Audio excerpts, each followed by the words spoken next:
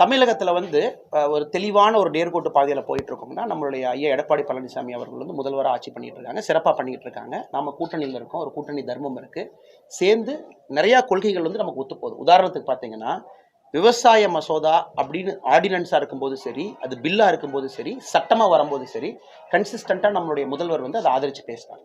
கன்சிஸ்டண்ட்டாக இதெல்லாம் பார்த்தீங்கன்னா கொள்கையில் ஒன்றா இருக்கும். நிறைய விஷயங்கள் கொள்கையில் ஒன்றா இருக்கும். சில கொள்கைகள் வந்து மாறுபாடு இருக்கலாம். காரணம் என்னன்னாங்க, 2 அரசியல் கட்சிகள் வந்து சில கொள்கைகள் ஒட்டு போறனால தான் கூட்டணியில் இருக்கும். ஏன்னா எல்லா கொள்கைகளும் 100% சேமா இருந்தால் ஒரே கட்சியாக மாற்றி போயிடலாங்க. ஸோ இப்போதைக்கு நாங்கள் எடப்பாடி பழனிசாமி அவர்கள் ஆட்சி செய்யக்கூடிய அதிமுக தலைமையிலான அரசில் வந்து பாஜக அங்கம் வகிக்கிறது. எலெக்ஷனுக்குன்னு 8-9 மாதம் இருக்குதுன்னா எந்த குழப்பமும் கிடையாது. ஆரோக்கியமான விஷயம் நடந்துட்டு இருக்கு. நம்ம தலைவர் போய் அவரை பார்க்குறாரு, வாழ்த்து சொல்கிறாரு, எல்லாம் பேசிகிட்டு இருக்கோம்னா இல்லை எந்த குழப்பம் இல்லைங்க. கூட்டணி மாறுவதற்கான சாத்தியம் எதுவுமே இப்போதைக்கு இல்லைங்க. மத்திய அரசு வந்து டேக் ஆஃப் பண்ணணும்னு சொல்லிட்டு நீங்க தமிழ்நாடு ஃபுல்லும் நீங்க திமுக கூட்டணி ஆர்ப்பாட்டம் பண்ணிட்டு இருக்காங்க.